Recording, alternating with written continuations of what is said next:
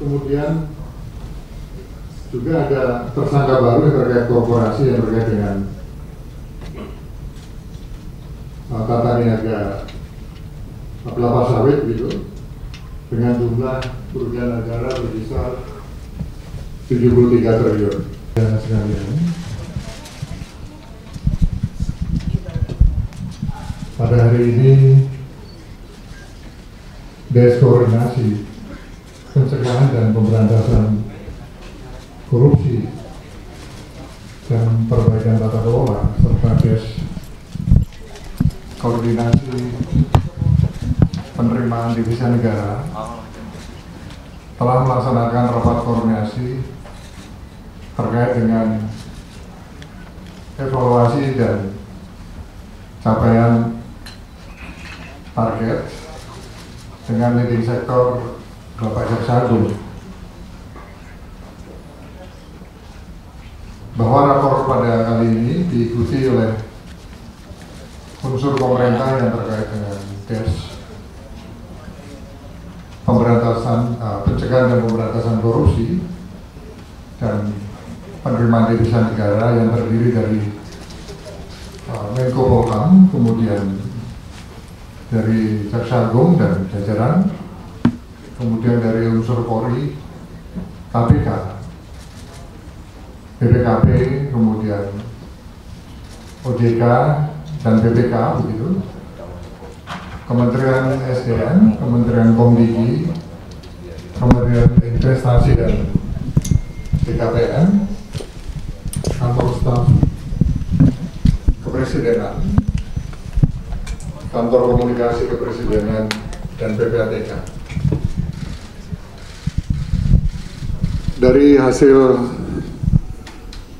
paparan capaian dan evaluasi,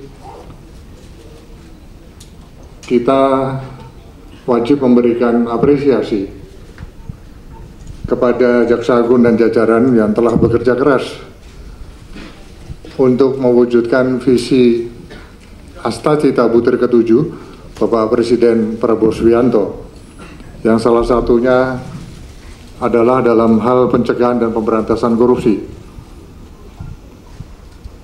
dengan bisa membuat gebrakan sejak Des ini dibentuk pada bulan 10 Oktober dengan hasil yang sangat spektakuler yang nanti akan dipaparkan oleh Jaksa Agung.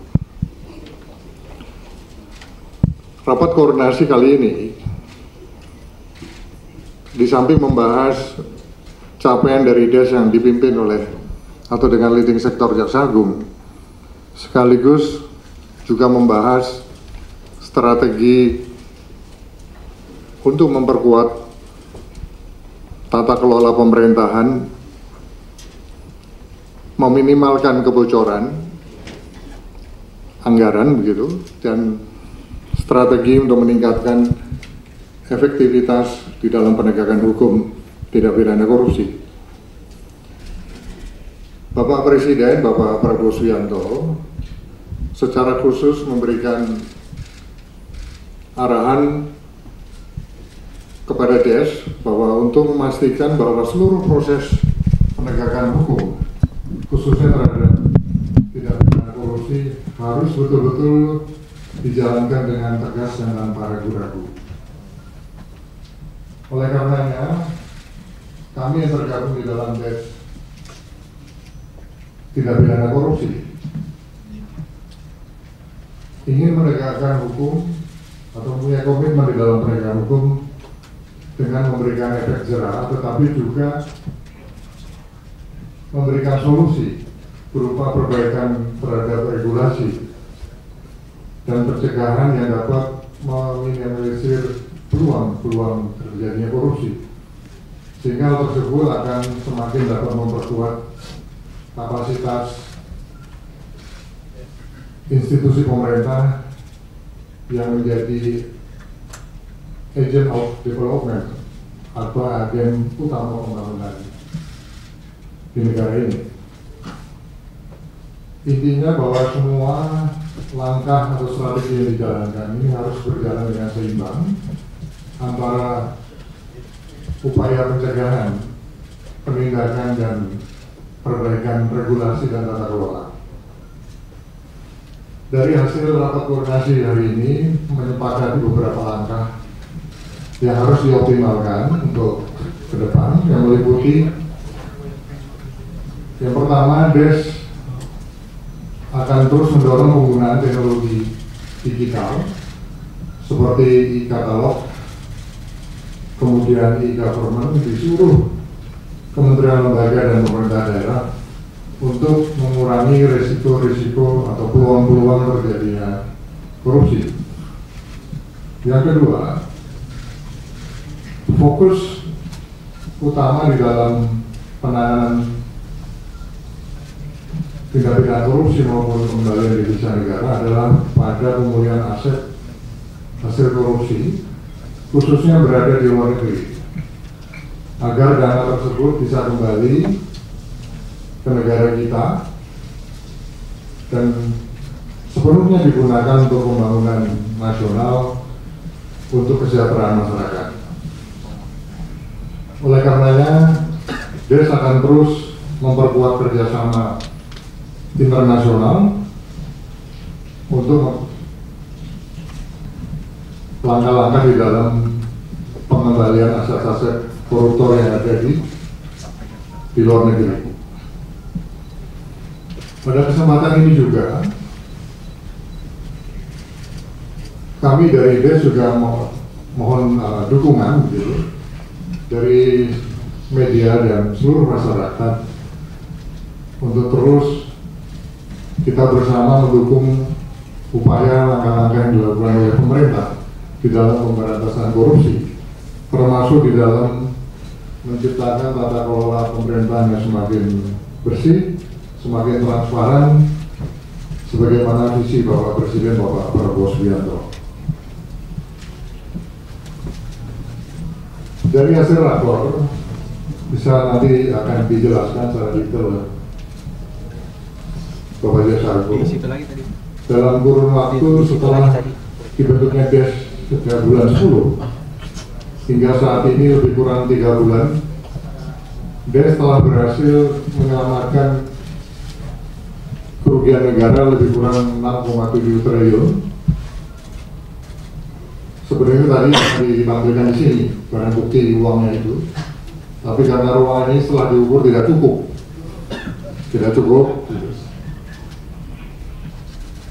Nah, makanya barang bukti senilai 6,7 triliun rupiah itu ada saat ini di akun di ekstrakon BRI. Uangnya ada begitu. Ada hasil-hasil spektakuler yang merupakan gebrakan yang sangat luar biasa sejak DES ini dibentuk, dan memang Jaksa Agung dan jajarannya bekerja keras sehingga ada hasil-hasil lainnya yang akan diumumkan. Hari ini ada beberapa tambahan tersangka baru, baik itu perorangan maupun korporasi. Yang pertama yang terkait dengan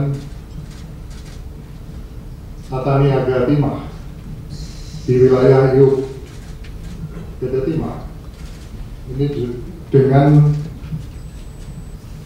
kerugian negara, kerusakan lingkungan dan sebagainya yang kurang lebih berjumlah 271 triliun. Kemudian juga ada tersangka baru yang terkait korporasi yang terkait dengan tata niaga kelapa sawit gitu, dengan jumlah kerugian negara berkisar 73 triliun. Jadi kalau di total hasil daripada penanganan yang dilakukan oleh Jaksa Agung dan jajaran sejak DES dibentuk, yang akan disampaikan nanti secara detail, ada tambahan tersangka baru baik itu perorangan maupun korporasi dengan jumlah total kerugian negara kurang lebih 346 triliun rupiah. Ini yang bisa diselamatkan. Nah, selanjutnya untuk menjelaskan secara detail capaian-capaian daripada DES koordinasi pencegahan Pemberantasan dan Perbaikan Tata Kelola serta Des Pengembalian Diri Usaha Negara. Saya persilakan kepada Pak Jaksa Agung untuk bisa menjelaskan. Teman sekalian, bahwa sebagaimana yang telah disampaikan oleh Pak Menko bahwa kejaksaan diberikan tanggung jawab sebagai leading sektor terhadap proses koordinasi pencegahan korupsi dan perbaikan tata kelola, serta yang kedua adalah des koordinasi peningkatan penerimaan devisa. Jadi ada dua yang menjadi leading sektor kami. Kemudian memang secara teknis des ini dibentuk dalam rangka untuk men-trigger, mempercepat pelaksanaan program-program prioritas pemerintah dan peningkatan koordinasi antar lembaga. Itu yang mendukung pelaksanaan ini dilaksanakan. Dan untuk teman-teman sebagai himbauan aja, mulai pelaksanaan hasil kinerja, capaian kinerja dimulai dari bulan tanggal 20 Oktober sampai 31 Desember 2024 untuk seluruh Indonesia. Jadi kami memang meminta untuk melakukan percepatan penanganan perkara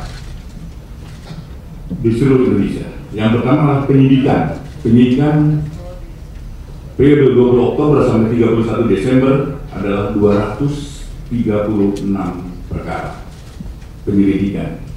Kemudian untuk penyidikan 331 perkara, penuntutan 356 perkara, upaya hukum 150 perkara, kemudian pelaksanaan eksekusi 327 perkara, sehingga menghasilkan PNBP adalah 199 miliar. Itu dalam periode 20 Oktober sampai Desember. Kemudian penyitaan uang tunai rupiah sebanyak 5,7 triliun. Maka tadi disampaikan apabila barang buktinya disimpan di sini, yang pertama tentu tempat, yang kedua adalah keamanan, karena apabila bank menyerahkan kembali kepada kami untuk dipamerkan di sini, mohon maaf diperhatikan oleh teman-teman, hampir 1 hari harus menghitung ulangnya. Kemudian nanti kalau kembalikan lagi, ini akan menghitung lagi. Dan ini memang mohon maaf jadi memakan waktu, tapi dana ini ya ada di ekstrakon BNI. Kemudian uang mata uang asingnya yang dikonvensi itu sekitar 920 miliar. Kemudian emas logam yang dikonvensi itu sekitar 84 miliar. Sehingga total yang tadi juga sudah disampaikan oleh Pak Menko adalah sebanyak 6 triliun 722.786.438.726 rupiah. Kemudian di dalam perkara timah ini kan kerugiannya cukup signifikan, tetapi titik kerugian yang paling besar adalah kerusakan lingkungan. Kita bersyukur bahwa kerusakan lingkungan itu dapat dibuktikan oleh jaksa di dalam persidangan. Benar, biasanya adalah sangat sulit untuk menentukan itu. Dan kita bersyukur bahwa kerusakan lingkungan yang selama ini tidak tertanggulangi, ya, insya Allah dana ini apabila nanti bisa kita ambil dan kita sita, bisa digunakan untuk perbaikan lingkungan. Kalau teman-teman misalnya untuk timah, datanglah ke Bangka, lihat dari pesawat di bawah itu, begitu rusaknya lingkungan itu. Itulah insya Allah dengan dana-dana yang ada, apabila nanti dapat bisa dikembalikan, bisa untuk dikembalikan kepada pemerintah untuk perbaikan lingkungan akibat dari pertambangan ini. Dan dalam rangka itu kita menetapkan 5 korporasi perusahaan timah. Ada 5 korporasi yang akan kami jadikan dan hari ini akan diumumkan, ya, perkaranya hari ini diumumkan bahwa perkara ini dalam tahap penyidikan maksudnya, dan tahap penyidikan. Nanti Jampitsus yang akan menyampaikan, yaitu yang pertama adalah PT RBT, yang kedua adalah PT SB, yang ketiga PT SIP, yang keempat PT TIN, dan yang kelima PT PIP. Tentang kerugiannya nanti mungkin akan diperjelas oleh Pak Jampitsus.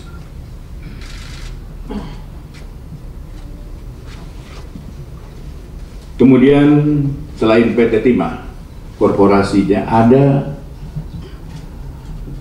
2 korporasi yang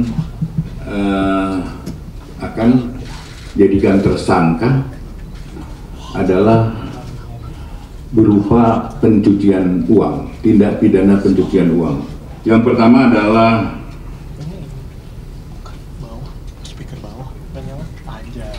PT AL atau PT Alpaledo.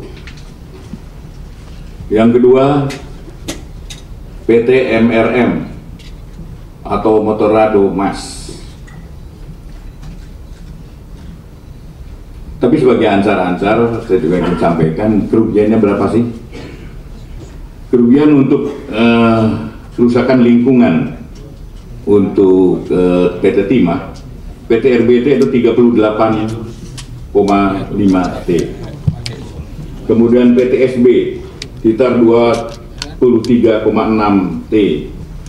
PT SIP 24,3 T. PT TIN 23,6 T. PT PIP adalah 42 T. Kemudian untuk Duta Palma adalah pencucian uang. Ada 2 PT ini. Kita memang perhitungan pastinya nanti sedang dilaksanakan oleh Pak Ateh BPKP. Itu answer-answernya adalah 73 T. Itu yang pencucian uang dari Duta Palma. Kemudian untuk DES,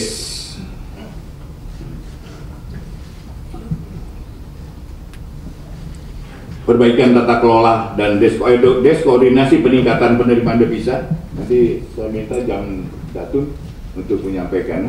Tetapi untuk sebelum melangkah ke DES yang kedua adalah saya minta Saudara Jampitsus untuk mengumumkan bahwa hari ini ada 7 korporasi yang dijadikan tersangka dan 1 tersangka adalah perorangan.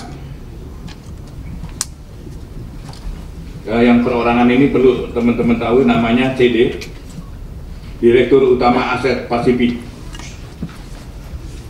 Siapa dan mengapanya nanti Pak Jampitsus menyampaikan. Silakan.